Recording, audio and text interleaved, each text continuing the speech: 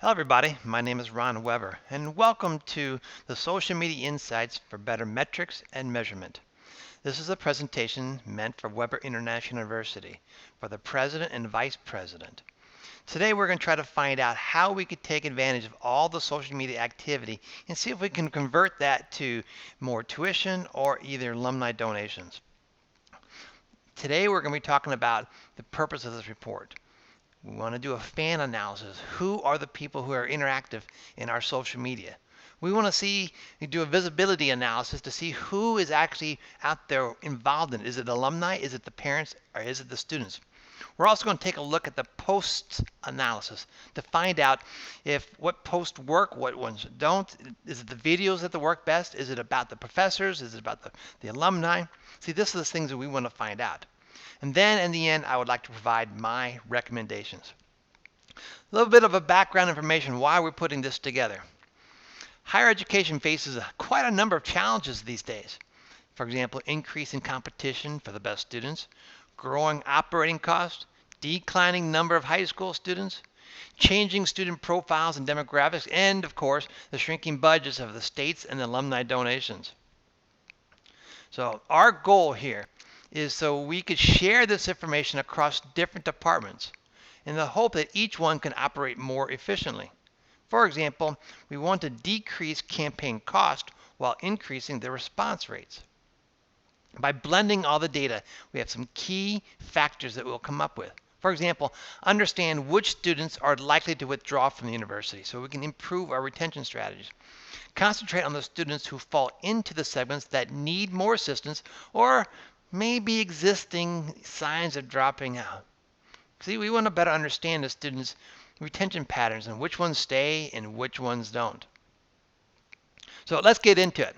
One way we can find out about all this information is to look at the statistics. And Facebook and Twitter and LinkedIn gives us all these data. They call it Facebook Insights. That is not a sample, it is a consensus of all the different clicks, all the activity, comments and likes and shares and retweets that are done online. Like I said, it's not a sample, it's all of them that get things done. So who is involved in our social media? There's 5 major components. We have the potential students that are coming up. They're in high school. They're checking out different places to go to school. And Weber International University is one of the ones that they're thinking about. Then we have our current students that make up a big proportion of the social media activities. We have our alumni, professors, and partners. So if you look on this first one, it gives us all kinds of statistics on the age group. The first one up here, it's kind of hard to see, but the age group from 18 to 24 is kind of the biggest group that is involved in the Facebook interactivity. Above that, above 24, you can see people still in their 20s. These are the recent alums. They're still involved. They're checking back at their old friends, checking out the old coaches and the old professors.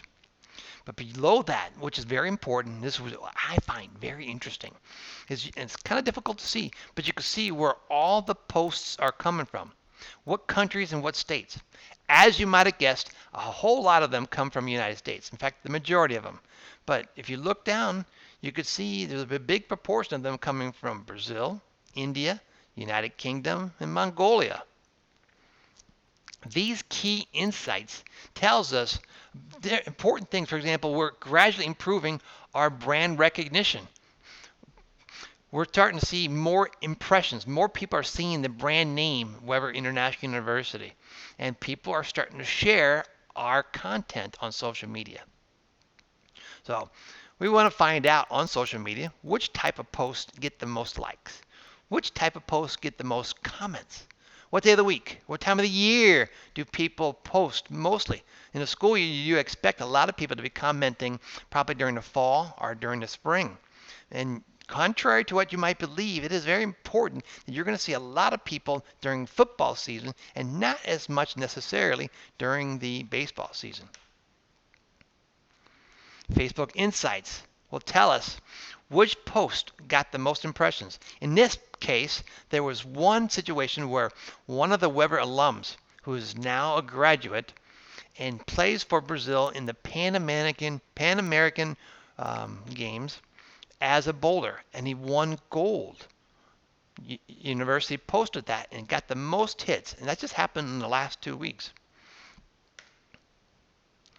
We also want to do a competitive analysis. Take a look at our, Embry-Riddle, Rollins, Ave Maria, the Faulkner University, the Warner University. We want to see how their social media activity compares to us.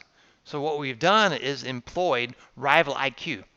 Rival IQ gives us a comparison between all of our nearest competitors and see who's got the most activity, who is engaging the most conversions from, for example, likes to number of clicks on their website. This too is very, very important, and I can show you how well Weber is doing compared to our competitors.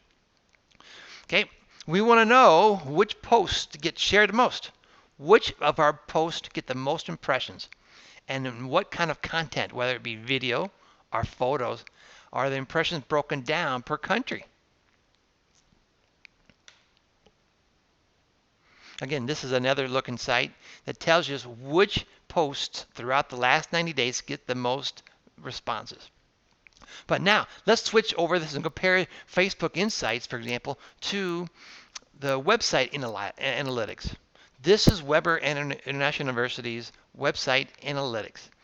Over here in the left-hand column, you can see where the clicks to the website, not to the social media, but to the website is coming from. Most of them come from the United States, but we get a lot, again, from China, Brazil, United Kingdom, and India. This could be our target market. You could see that they're visiting, and then where are they going? Where are they getting this information from? Well, in the column on the right over here, you could see most of them are getting from like a search engine, but there's 4 columns on here that indicate that they are coming from Facebook. They're directly going from Facebook to the Weber International University's website. And in a second, I'm going to tell you what they use it for. Okay, what does this mean? Can we use this data to determine our dependent variables? For example, here's a formula. It's a simple formula for a slope. The y is equal to a dependent variable, for example, the number of impressions, or the number of people who come to the site to fill out an application. The next one is the y-intercept at 4,957 plus the 1640. That is the beta coefficient. It is the weighted value for the deep independent variable, for example, the number of posts that we make on Facebook or Twitter or LinkedIn, for example. Using the simple formula, I know it looks kind of daunting, but we can apply the data that you might see over here on the right. By applying it all together, you could see towards the bottom, the beta coefficient is 1,640. Let's take this a little bit further. Now we just need to find out the y-intercept. Determining the y-intercept using the same data, which is collected from the Facebook Insights, we can find out the data insight, the y-intercept is equal to 4,957. What does this mean? This means that for every post that we make, we can receive over 14,000 impressions. Can we apply this to anything important? For example, look at this. Here's what I found in Weber Analytics. What pages are people going to? Well, they go to the social media extras from Facebook or Twitter, but then from there, they go to the website. What are they looking for? A lot of them go to the main internet, the main website, the very first one. But look down below, the 7th one down. I have it circled there. So many of them are coming from Facebook, Twitter, and Instagram to go fill out an application. See, this is the kind of things that we need to consider. The next formula shows the different, this is a multiple regression analysis. On this one, without going too much into details, we could take a look and see the different variables and the weighted values of, for example, Facebook, Twitter, and Instagram, and what kind of effect it would have on the dependent variable, for example, how many people are filling out an application. So we can actually figure out how many posts we need to make on Facebook or Instagram to give us a certain amount of people who will fill out an application. So looking ahead, we may have to fill out more data as it comes along. And specific departments may need more training. So here are my recommendations. Number one, implement a 9-month-long social media campaign that targets 17 to 19-year-olds in Florida, England, Sweden, Brazil, and Germany. That's based on our findings. Engage them with videos and photos and athletes in action, recreational activities, or possibly just even studying under a nice tree. Engage potential students by asking questions, visit the campus, or even enter in a contest. I hope you found this information insightful.